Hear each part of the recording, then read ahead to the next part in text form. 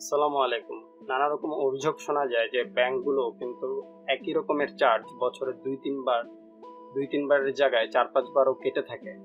এরকম অভিযোগ সব ব্যাংকের বিরুদ্ধে না হলেও কিছু কিছু ব্যাংকের বিরুদ্ধে কিন্তু রয়েছে, যে তারা বাৎসরিক যে চার্জটি রয়েছে সেটি একই পরিমাণ টাকা প্রায় 3-4বার করে কেটে থাকে।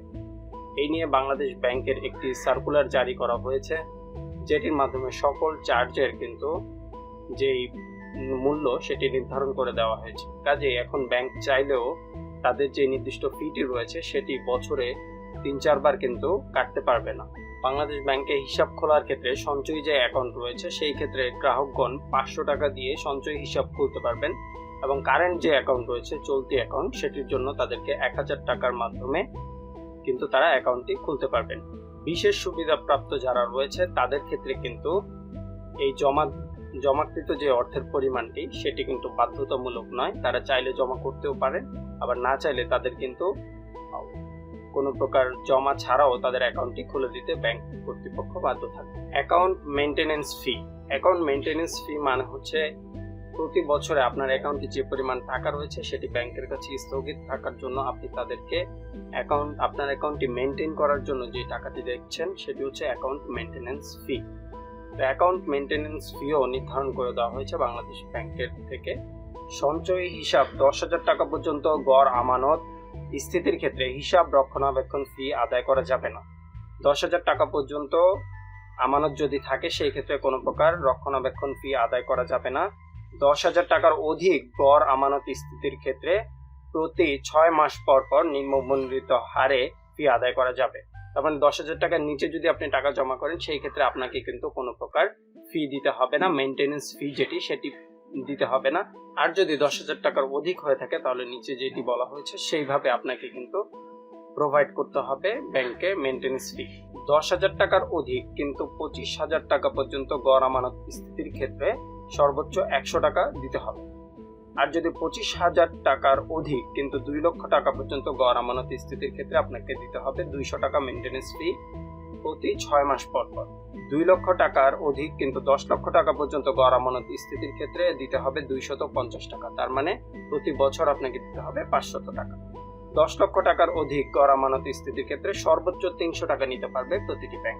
চলতি হিসাবে প্রতি 6 মাসে সর্বোচ্চ 300 টাকা এবং স্পেশাল নোটিশ ডিপোজিট হিসাবে সর্বোচ্চ 500 টাকা আদায় করা যাবে। বিশেষ সুবিধাপ্রাপ্ত হিসাবসমূহে কোনো প্রকার হিসাব রক্ষণাবেক্ষণ ফি আদায় করা যাবে না। এখন আমরা অনেকেই আমাদের যে অ্যাকাউন্টটি রয়েছে সেটি কিন্তু এক জেলা থেকে অন্য জেলায় ট্রান্সফারের চেষ্টা করি বা একই জেলায় অন্য শাখায় ট্রান্সফারের চেষ্টা করি। সেই ক্ষেত্রেও একটি ফি নির্ধারণ করে দেওয়া হয়েছে যে এই ক্ষেত্রেও ব্যাংক কিন্তু বেশি ফি আপনার থেকে চার্জ করতে পারবে না।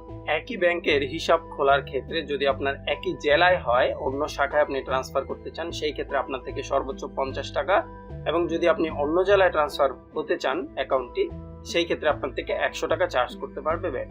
অ্যাক্টিভেশন অফ ডরমেন্ট অ্যাকাউন্ট বিভিন্ন ধরনের সঞ্চয়ী হিসাবের ক্ষেত্রে অ্যাক্টিভেশন অফ ডরমেন্ট অ্যামাউন্ট বাবদ কোনো প্রকার চার্জ করা যাবে না। মেয়াদ পূর্ব নগদায়ন ফি এফডিআর টাইপের যেগুলো রয়েছে, বিভিন্ন মাসিক সঞ্চয়ী হিসাব, ডিপোজিট পেনশন স্কিম বা এফডিআর বা অন্য কোনো মেয়াদি আমানত মেয়াদ পূর্তির পূর্বে নগদায়নের ক্ষেত্রে নগদায়ন ফি বা অনুরূপ ফি আরোপ করা যাবে না। যেসব মেয়াদি আমানতগুলো রয়েছে সেগুলোর ক্ষেত্রে কোনো প্রকার নগদায়ন ফি কিন্তু আরোপ করতে পারবে না ব্যাংক। এখন আমরা অনেকেই ব্যাংক অ্যাকাউন্ট ক্লোজ করতে চাই, তো ব্যাংক অ্যাকাউন্ট ক্লোজ করার ক্ষেত্রে সঞ্চয়ী হিসাব যেটি রয়েছে সেটি কিন্তু আপনি 200 টাকায় আপনার অ্যাকাউন্টটি ক্লোজ করতে পারবেন। আর চলতি হিসাব মানে কারেন্ট অ্যাকাউন্ট যেটি রয়েছে সেটির ক্ষেত্রে কিন্তু আপনি 300 টাকার মাধ্যমেই আপনার অ্যাকাউন্টটি ক্লোজ করে দিতে পারবেন। আর এসএনডি হিসাবে সর্বোচ্চ 300 টাকা পর্যন্ত চার্জ করতে পারবে ব্যাংক আপনার হিসাবটি ক্লোজ করার জন্য। তবে বিশেষ সুবিধাপ্রাপ্ত যারা রয়েছে তাদের ক্ষেত্রে ব্যাংক কোনো প্রকার চার্জ ছাড়াই কিন্তু ব্যাংক অ্যাকাউন্টটি বন্ধ করতে চাইলে বন্ধ করতে বাধ্য থাকবে।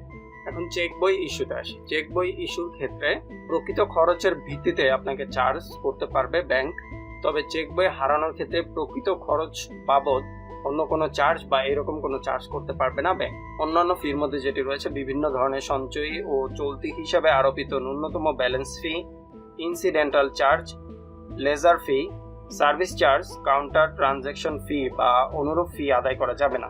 এখন আসি বিশেষ সুবিধাপ্রাপ্ত মানে আসলে কি বোঝানো হয়েছে। বিশেষ সুবিধাপ্রাপ্ত হিসাব বলতে বোঝানো হয়েছে কৃষক, বীর মুক্তিযোদ্ধা, দুস্থ, ঢাকা উত্তর ও ঢাকা দক্ষিণ সিটি কর্পোরেশনের পরিচ্ছন্ন কর্মী, পথ শিশু ও কর্মজীবী শিশু কিশোর, ন্যাশনাল সার্ভিস কর্মসূচির সুবিধাভোগী, তৈরি পোশাক শিল্পে কর্মরত শ্রমিক, পাদুকা ও চামড়াজাত পণ্য প্রস্তুতকারী, ক্ষুদ্র কারখানার কারিগর এবং স্কুল ব্যাংকিং হিসাবধারীদের ব্যাংক হিসাব সহ সব ধরনের 10 টাকা, 50 টাকা ও 100 টাকায় খোলা হিসাবসমূহ এবং বাংলাদেশ ব্যাংক কর্তৃক সময়ে সময়ে নির্দেশিত অনুরূপ হিসাবসমূহকে বোঝাবে। এখন আসি ঋণ প্রদানের ক্ষেত্রে আপনার থেকে কি পরিমাণ চার্জ করতে পারবে ব্যাংক। ঋণ প্রসেসিং ফি হিসেবে 50 লক্ষ টাকা পর্যন্ত ঋণের ক্ষেত্রে মোট মঞ্জুরিকৃত ঋণের সর্বোচ্চ 0.50% আদায় করা যাবে, তবে এর পরিমাণ 15,000 টাকার অধিক হবে না। 50 লক্ষ টাকার অধিক পরিমাণ ঋণের ক্ষেত্রে এ হার হবে সর্বোচ্চ 0.30%, তবে এর পরিমাণ 20,000 টাকার অধিক হবে না। ঋণ আবেদনের ক্ষেত্রে কোনো প্রকার ফি আরোপ করতে পারবে না ব্যাংক। ঋণ নিতে গেলে দেখা যায় অনেক রকম চার্জ কিন্তু করে থাকে, যে আপনার আবেদনটি করার জন্য অনেক টাকার প্রয়োজন হতে পারে, এরকম কোনো চার্জ কিন্তু ব্যাংক থেকে এখন করতে পারবে না। এছাড়াও কটেজ, মাইক্রো, ক্ষুদ্র ও মাঝারি এন্টারপ্রাইজ এবং কৃষি খাতে ঋণ পুনঃতফসিল পুনর্গঠনের ক্ষেত্রে ঋণ প্রসেসিং, পুনঃতফসিলীকরণ, পুনর্গঠন ফি ইত্যাদি নামে কোনো প্রকার চার্জ, কমিশন বা ফি আদায় করা যাবে না। তবে সিএমএসএমই ও কৃষি খাত ব্যতীত অন্যান্য খাতে ঋণ পুনঃতফসিলীকরণ পুনর্গঠনের ক্ষেত্রে পুনঃতফসিলীকরণ পুনর্গঠন ফি বাবদ সর্বোচ্চ 0.25% আদায় করা যাবে, তবে এর পরিমাণ 10,000 টাকার অধিক হবে না। সিএমএসএমই ও কৃষি খাত ব্যতীত বাকি যে খাতগুলো রয়েছে সেগুলোর ক্ষেত্রে কিন্তু 0.25% পর্যন্ত ব্যাংক আদায় করতে পারবে, তবে এর পরিমাণ 10,000 টাকার বেশি কিন্তু হবে না। ঋণ প্রদানের ক্ষেত্রে ডকুমেন্টেশন ফি, সিআইবি চার্জ, স্ট্যাম্প চার্জ এবং আইনি ও জামানত মূল্যায়ন ফি প্রকৃত ব্যয়ের ভিত্তিতে নির্ধারিত হবে। এছাড়াও রপ্তানি ঋণ সহ যে কোনো ধরনের ঋণের ক্ষেত্রে সুদ, মুনাফা হারের অতিরিক্ত কোনো সার্ভিস চার্জ, ঋণ ব্যবস্থাপনা ফি, মনিটরিং, সুপারভিশন চার্জ, ঝুঁকি প্রিমিয়াম বা অনুরূপ অন্য যে কোনো নামে অতিরিক্ত কোনো চার্জ, ফি, কমিশন আরোপ বা আদায় করা যাবে না। গ্রাহক কর্তৃক গৃহীত ঋণ নির্দিষ্ট মেয়াদের পূর্বে পরিশোধের ক্ষেত্রে বকেয়া ঋণের সর্বোচ্চ 0.50% আর্লি সেটেলমেন্ট ফি বা অনুরূপ ফি আদায় করা যাবে। তবে কটেজ, মাইক্রো ও ক্ষুদ্র খাতে প্রদত্ত ঋণ এবং চলতি ঋণ বা ডিমান্ড লোনের ক্ষেত্রে মেয়াদ পূর্বের পূর্বে সমন্বয়ের ক্ষেত্রে আর্লি সেটেলমেন্ট বা অনুরূপ ফি আদায় করা যাবে না। এখন আসি স্থানীয় ও বৈদেশিক রেমিটেন্স বা বাণিজ্যের ক্ষেত্রে কি পরিমাণ চার্জ করা হয়েছে। 100% নগদ মার্জিনে এলসি খোলার কমিশন প্রতি ত্রৈমাসিকে মানে 3 মাসে সর্বোচ্চ 0.25%, ডেফার্ড ইউজেন্স এলসি খোলার কমিশন প্রতি ত্রৈমাসিকে সর্বোচ্চ 0.50% এবং সাইট ও ব্যাক টু ব্যাক সহ অন্যান্য এলসি খোলার কমিশন প্রতি 3 মাসে 0.40% নির্ধারণ করা যাবে।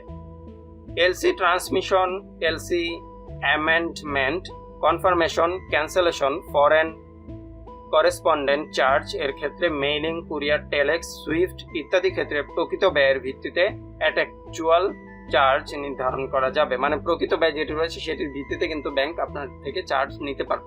LC advising charge, LC amendment charge ও এলসি ট্রান্সফার চার্জ বাবদ সর্বোচ্চ 750 টাকা নির্ধারণ করা যাবে।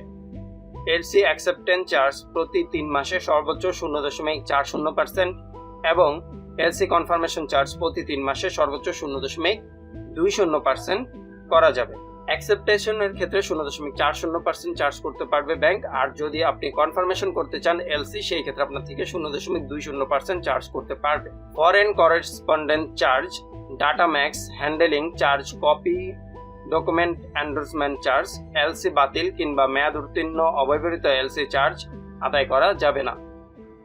রপ্তানি বিল নেগোসিয়েশন কমিশন ও রপ্তানি বিল কালেকশন কমিশন সর্বোচ্চ 0.15% নির্ধারিত হবে। তবে রপ্তানি বিল নেগোসিয়েশন ও কালেকশনের ক্ষেত্রে যেখানে বৈদেশিক মুদ্রা বিনিময়ের মাধ্যমে এক্সচেঞ্জ গেইন হয় সেখানে কমিশন বাবদ 500 টাকা এর অধিক আদায় করা যাবে না।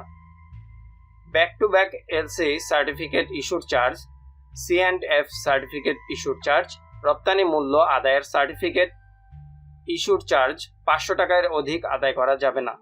ব্যাংক গ্যারান্টি প্রদানের ক্ষেত্রে কমিশন বাবদ ত্রৈমাসিক ভিত্তিতে সর্বোচ্চ 0.50% এবং ন্যূনতম 1000 টাকা নির্ধারণ করা যাবে। এলসি খোলা, LC acceptance, LC confirmation, bank guarantee 1 ত্রৈমাসিক বা এর চেয়ে কম সময়ের জন্য প্রদত্ত হলে সেক্ষেত্রে ব্যাংক নিজস্ব বিবেচনায় সর্বোচ্চ 1 ত্রৈমাসিকের সমপরিমাণ চার্জ কমিশন আদায় করতে পারবে। তবে মেয়াদ যদি 1 ত্রৈমাসিকের চেয়ে বেশি সময়ের জন্য হয় সেক্ষেত্রে যে তারিখে মেয়াদ পূর্ণ হবে শুধুমাত্র ওই নির্ধারিত তারিখ পর্যন্ত সময়কালের জন্য চার্জ বা কমিশন আদায় করা যাবে। বৈদেশিক মুদ্রা demand draft, telegraph transfer, mail transfer প্রভৃতি ইনস্ট্রুমেন্ট ইস্যুর ক্ষেত্রে অনধিক 1 লক্ষ টাকা সমপরিমাণ বৈদেশিক মুদ্রার ক্ষেত্রে সর্বোচ্চ 100 টাকা, 1,01,000 টাকা হতে অনধিক 5 লক্ষ টাকা পর্যন্ত সর্বোচ্চ 200 টাকা, 5 লক্ষ হতে অনধিক 10 লক্ষ টাকা পর্যন্ত সর্বোচ্চ 300 টাকা এবং 10 লক্ষ টাকার অধিক সমপরিমাণ বৈদেশিক মুদ্রার ক্ষেত্রে সর্বোচ্চ 500 টাকা চার্জ বা ফি আদায় করা যাবে।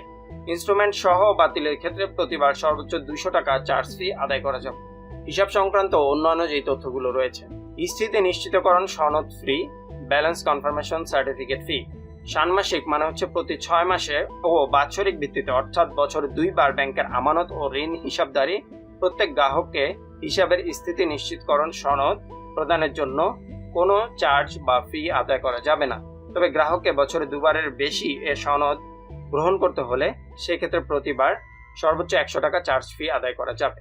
আপনি যদি কনফার্মেশন যেই হিসাবের যে ড্রাফটগুলো আদায় করে থাকি ব্যাংক থেকে, যদি আমরা 2 বারের বেশি ওই ড্রাফটগুলো নিতে চাই সেই ক্ষেত্রে ব্যাংক ড্রাফটের ক্ষেত্রে কিন্তু আমাদের 100 টাকা করে দিতে হবে। তবে 2 বার ব্যাংক কিন্তু ফ্রিতেই আপনাকে এটি প্রোভাইড করতে বাধ্য থাকবে। এছাড়াও সচ্ছলতা সনদের ক্ষেত্রে ব্যাংক কিন্তু প্রতিবার আপনার থেকে 200 টাকা করে চার্জ নিতে পারবে। আপনার চেক ফেরতের ক্ষেত্রে প্রতিবার 50 টাকা পর্যন্ত চার্জ নিতে পারবে ব্যাংক। বিও অ্যাকাউন্ট খোলার ক্ষেত্রে সর্বোচ্চ 100 টাকা চার্জ করতে পারবে ব্যাংক। এছাড়াও অর্থ প্রদানের নির্দেশনা স্থগিতকরণ, গ্রাহক কর্তৃক হিসাব চেকে প্রদত্ত অর্থ প্রদান নির্দেশনা স্থগিতকরণ চার্জ প্রতিবার অনুরোধের ক্ষেত্রে সর্বোচ্চ 100 টাকা এবং অর্থ প্রদান নির্দেশনা স্থগিতকরণ বাতিলের ক্ষেত্রে প্রতিবার অনুরোধে সর্বোচ্চ 50 টাকা আদায় করা যাবে।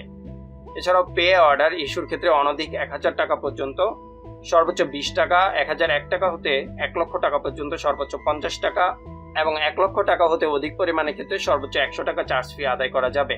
পে অর্ডার বাতিলের ক্ষেত্রে প্রতিবার 50 টাকা চার্জ ফি আদায় করা যাবে।